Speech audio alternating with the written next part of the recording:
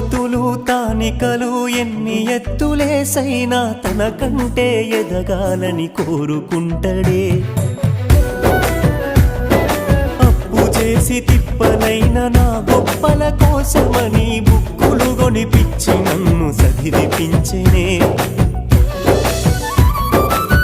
నవ్వుల ఫోటోలు గోడకు పెట్టిండే, నలుగురు చూడాలని డీపీ పెట్టిండే.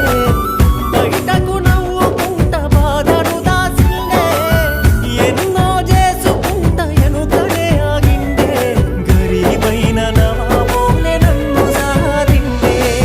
సిరిగిన అంగీలేసిన మా